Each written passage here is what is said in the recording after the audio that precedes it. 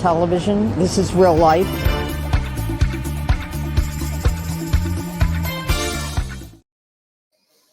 Bueno, pues a lo mejor tenemos incluso alguna pregunta por aquí, dejadme que vea.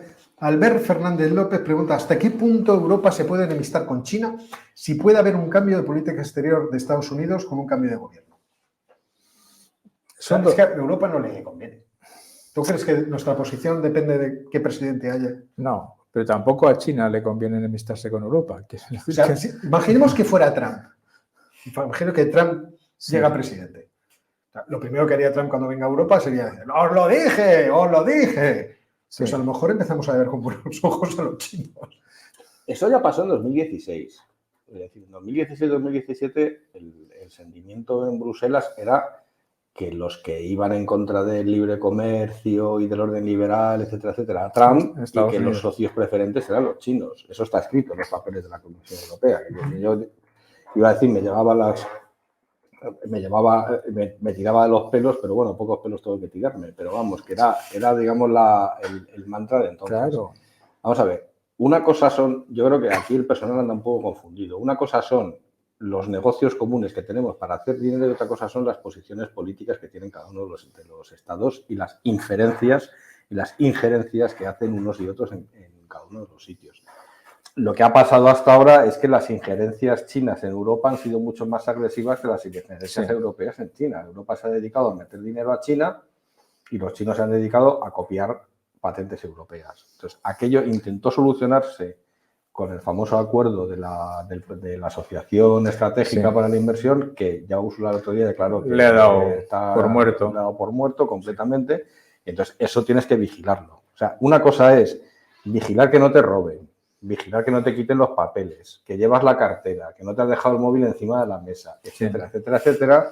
Y otra cosa muy distinta es entrar en guerra con una potencia de estas características. Yo creo que hay un abismo entre una cosa y otra. Que nos venda hasta los juguetes para niños. Claro, o sea, no. Otra cosa es que dices, oye, mira, macho, deja de espiarme, deja de hacer injerencia en las elecciones, en mis procesos electorales y deja de mandar noticias falsas a la población. También ellos probablemente digan, joder, lo habéis estado haciendo vosotros 50 años de la vienes a decirme. Bueno, pues llegar a un acuerdo de vamos a llevarnos bien, cada uno en su casa y Dios es la de todos. Punto final. O sea, vamos a ver, tengo que hacer algo que es desagradable, que es echar del canal a Fernando Gamir, que dice, Ángel, os queremos mucho, pero no queremos corromperos con dinero. Yo lo siento, Fernando, pero si queremos que nos corrompáis, con dinero mejor que todo. ¿Con qué nos van a corromper? ¿Con donuts? No. Valen jamones. Valen jamones. Fernando, bueno, te vamos a dejar por esta vez, pero porque soy muy magnánimo. Vamos a ver. Pregunta Luis Romero, pregunta de nota. ¿Las sanciones a Rusia pueden afectar las pensiones en ese país? Esta pregunta de nota. Luis, yo creo recordar, pero esto es ya, en fin.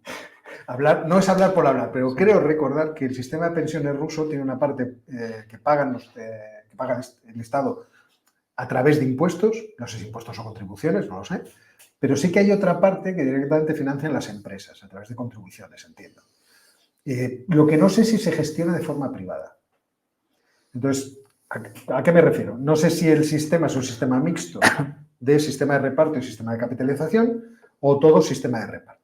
Y por lo tanto, si funciona un poco a lo que está ahora funcionando en España, que hay contribuciones, antes de que te llegue el salario ya el Estado te ha afanado una cantidad estupenda y encima va a haber impuestos especiales porque como estamos envejeciéndonos, pues no hay forma de llegar a pagarlo todo. Como no quieren reducir la cuantía de las pensiones, pues en ese problema estamos. Si fuera un sistema mixto, entonces el enorme sobregasto que está realizando Rusia en la guerra le afectaría, entiendo yo, menos para las pensiones, porque había una parte de capitalización, entonces, pero si no fuera así, si es todo de reparto, si todo tiene que sacarse de la hucha que va recibiendo el Estado, de impuestos o contribuciones, yo entiendo que sí va a verse perjudicada. Primero, porque tiene un déficit creciente y, en segundo lugar, porque la actividad económica entiendo que no es la más espectacular. O sea, si las empresas están pagando, no sé, imaginamos un 20% de contribuciones sociales, no creo que todas las empresas estén en la misma situación de bollante. Y además Rusia tiene un problema demográfico parecido al de aquí, más fuerte, de envejecimiento. Y se ha reducido la población en términos absolutos porque apenas tiene inmigración. Entonces, eso sí que es lo que está haciéndole daños al sistema de pensiones ruso. Eso, fundamentalmente, no tanto la guerra. La guerra posiblemente lo está ampliando en sentido puramente actuarial porque tienes un porcentaje de la población relativamente joven que está en el ejército, está movilizada, y antes no. Otro porcentaje de la población, tampoco muy pequeño, que se ha ido, literalmente, o ha huido o está trabajando en su empresa en otro sitio, con lo cual las cotizaciones de toda esa gente se reducen para un conjunto de personas mayores que está creciendo. O sea, ¿inmediatamente va a tener un problema? No. A medio plazo, como en casi todos los casos de la economía rusa, sí. Sí. A ver, otra pregunta. Diacid pregunta, es una pregunta que no sé si podemos responder. ¿Qué opinamos de las teorías del decrecimiento como solución a la crisis climática? Yo digo que no sé si podemos responder porque Jorge es muy de crisis climática, yo soy un poquito menos. Jorge es muy de ahorrar, yo no. Jorge piensa que cuando los gastos crecen hay que tratar de moderar, digo, ¿cómo me estás hay que poniendo, tratar de reducirlo, este pero yo soy de los de aumentan los gastos, aumentamos los ingresos. Pero parece que es un neocon. Entonces, no, el neocon soy yo, claramente. O sea, yo soy de Churchill, él no. Entonces, es al revés. No sé, Quiero decir, hay una diferencia. Ya me he perdido. ¿Cuál es la pregunta? De crecimiento, ¿debemos decrecer las economías?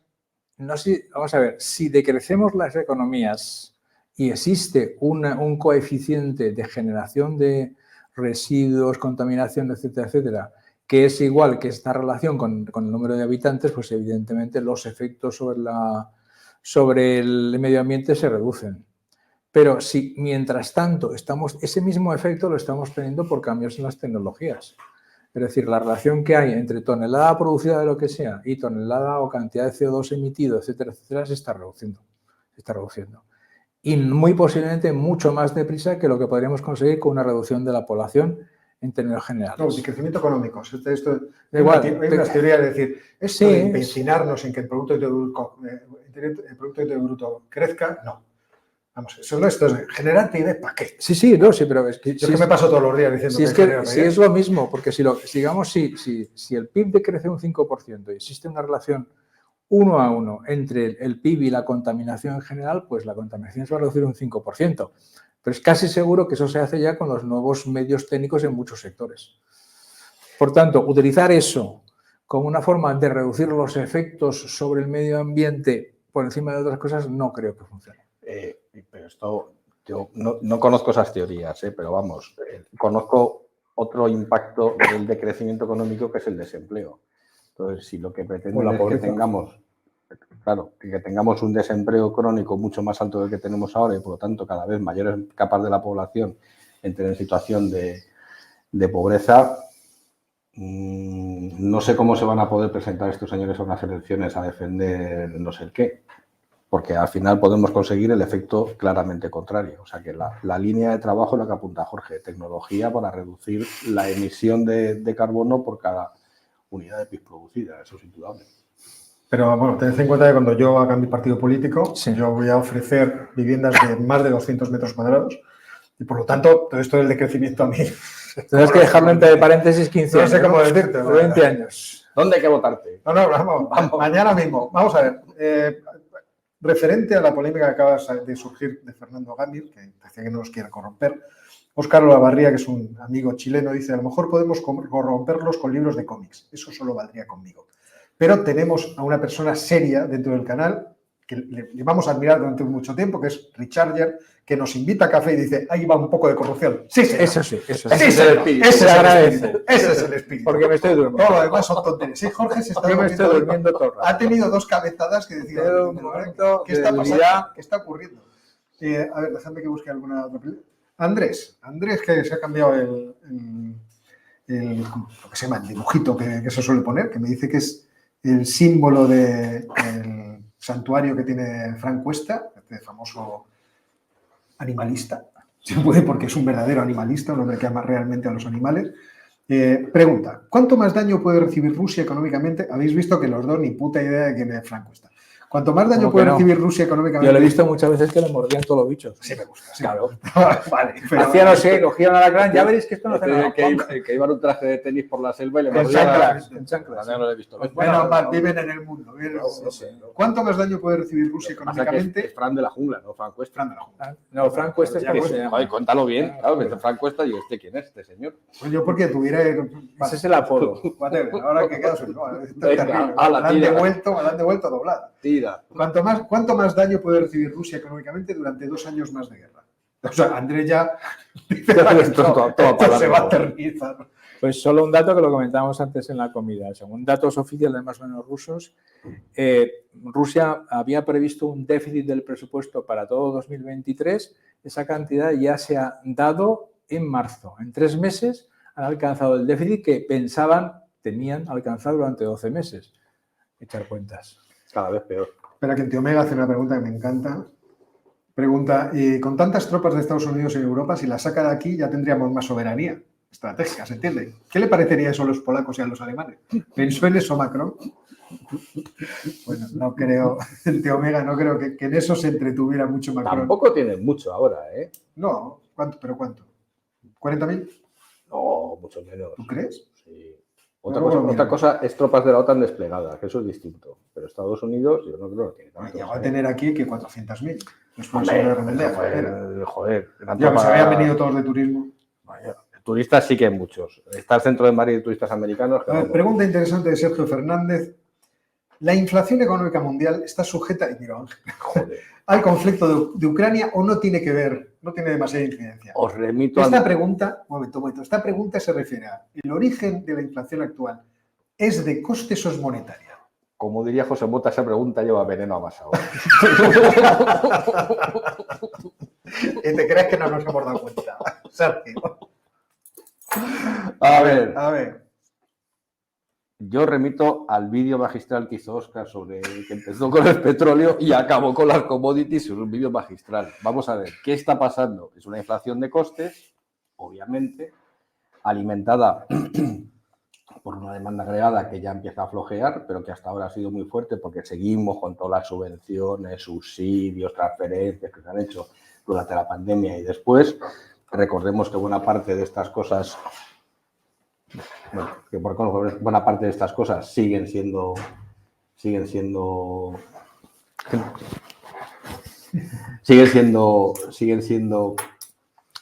estando en vigor, y esto lo que hace es que los precios sigan subiendo. Si a eso le sumamos, como magistralmente explicó Óscar, el efecto de la sequía, Pero voy a buscar el vídeo, si tan magistral, porque no sé cuál la es. pertinaz sequía, acuérdate, No sé cuál es. es que la pertinaz sequía es la responsable de todo. Estoy flipado, ¿qué he podido haber dicho yo de interés? Sube el precio del azúcar, y como sube el precio del azúcar, sube el precio de todo lo que se Los hace con pasteles. azúcar. Claro, a ver, y de ahí tienes que sube la inflación subyacente. Entonces, ya ha vuelto hablando en serio. Esa es la causa última, es esa, efectivamente. Es la combinación de los efectos de la guerra de Ucrania, pero ya hay otros efectos que se están, y es verdad que la sequía es un problema a escala mundial, es decir, hay sequía en Australia, hay Sí. sequía en la India, hay sequía en Pakistán, hay sequía en el norte de Europa, hay una sequía muy fuerte en la costa oeste de Estados Unidos y la va a seguir habiendo, y eso al final afecta al precio de los alimentos, que es una parte importante de la cesta de la compra. Sin embargo, esta mañana, que no lo han mencionado, Óscar, me ha llamado la atención, ¿fue esta mañana o fue ayer? Ahora no recuerdo cuándo así. Se ha publicado el dato de inflación en Estados Unidos y ha caído casi al 5%, que es el registro más bajo en 2 años. Vamos a ver, también en Rusia. Ha caído casi al 3%, Por en el España al efecto 3,3%. base. ¿Por Por el qué? efecto Porque el pico de inflación se ha venido fue arriba. marzo, Se ha venido arriba. fue en marzo del año pasado. No, en Estados Unidos estamos en el mínimo de los últimos 2 años. Pero vamos a ver, Mayo ahí del existe un 21. componente base, es puramente estadístico, un componente base muy claro. No te digo Claro, yo claro. que no haya otros componentes, pero el componente base es enorme. Sí. Vamos a ver si este no es el mínimo de inflación que tenemos en todo este año. Tanto en los Estados Unidos, en España, como en Rusia. Pero eso es la culpa, como bien dijiste, ¿Qué tú, os de la jugáis? sequía. Es de la sequía. Pincho de tortilla. Me cago en la leche. La culpa es de la sequía. La buena noticia, que me lo estudiaré un día, lo voy a traer la noticia, porque ha cambiado nunca me acuerdo cómo cambia, si es el niño o la niña. Creo que ha cambiado la niña, ha cambiado el niño en el Pacífico Central. Y eso implica que si las correlaciones estadísticas se cumplen esta vez, creo que ahora toca niña, me parece, y si toca niña, va a ser un periodo de 3 años con grandes lluvias en en el oeste de Estados Unidos y parte de Europa, con lo cual, aunque las temperaturas sean más altas, digamos que probablemente en Estados Unidos y parte de Europa se acabe el episodio de sequía que estamos viviendo, pero eso va a ser después de la cosecha actual, así que todavía seguiremos con precios altos una buena temporada. Siguiendo con este tema, Juan José de Aro pregunta, además me encanta cómo lo ha planteado, ¿cuándo van a bajar los tipos de interés y a qué ritmo? Conteste primero a la segunda pregunta. ¿Y cuál era la segunda? ¿A qué ritmo? Despacio. Cuando bajen van a bajar despacio, si es que bajan. A ver, la última vez que vi las probabilidades o los tipos de interés implícitos en derivados financieros, tanto de la Reserva Federal como del Banco Central Europeo, ya empezaban a dar indicios de que los participantes en el mercado esperaban las primeras bajadas de los tipos de interés en Europa y Estados Unidos para el otoño. Bajadas de los tipos de interés no significa que vuelvan a cero, bajadas de los tipos de interés significa que de 5 bajan a 4 y ya probablemente ahí se queden. Pero todavía hay margen para subirlos, o sea que bajarán sobre algo que puede subir más. Margen para subirlos, en principio, temo. digamos que los mismos indicadores lo que dan es que seguirán las subidas hasta primavera, hasta verano, hasta julio aproximadamente. Y a partir de ahí empezarán, ya veremos si bajan o no. ¿De qué dependerá de bajes? De si realmente el efecto de la política monetaria y la subida de tipos hace pupa de verdad o no en la demanda agregada de las diferentes economías. Lo que estamos viendo hasta ahora es que en Estados Unidos sí que se ve desaceleración, pero sobre todo, lo que es más importante, gran desaceleración en el sector inmobiliario, Sí. lo cual es la antesala de cosas que pueden venir después. Y en Europa está la cosa así. Está la cosa así. O sea que probablemente yo esperaría todavía, y eso explica en parte la apreciación del euro los últimos días contra el dólar, más subidas en la zona euro que en Estados Unidos, y aquí al verano. Sí. Y hablando de la sequía, esto me ha recordado aquella historia que me contaba mi primo Polo, de un amigo que era de Castilla, que había conocido en la mili, y que le invitó a ir a Cantabria a que viera el mar, porque nunca había visto el mar. Y entonces llegó allí con el amigo, y entonces pasaban por la ría de Cubas, que hay un pequeño puentecito, y hablaban todos de la sequía. La sequía está espantosa, la sequía. Y el hombre, al parecer, miraba y veía aquello todo lleno de agua, y decía, toda la sequía, no sé dónde. Y un día pasaron cuando estaba marea baja. Entonces la ría se había secado. Sí. Y entonces él le cogió al otro a Polo y dijo, Polo, ahora sí que veo la sequía. Dios mío, ayer estaba esto lleno de agua. Y con esta bomba informativa nos despedimos hasta la semana que viene. Muy bien. Jorge, muchas gracias. Buenas tardes. Ángel, muchas gracias a todos. Y a todos vosotros, a los 623 campeones que han aguantado 2 horas y cuarto. Madre de Dios. Más que un partido de fútbol. Que Dios os bendiga, porque vamos, tenéis una paciencia que ni el santo Job. Hasta la semana que viene. Hasta el jueves. Hay una cosa. En el canal de estos jóvenes, se subirá, entiendo que mañana o pasado, este Geopolinómicos partido. Vamos a tratar de fomentar ese canal y por lo tanto ya no subirá en mi canal. ¿De acuerdo? Los que queráis verlo divertido, pues aparecerá por allí. Además de las impresionantes aportaciones intelectuales. Estamos con el corazón partido. No sé, de lo que están es acojonante, me parece a mí, de lo que se quiere decir. No tengo ninguna duda. Adiós.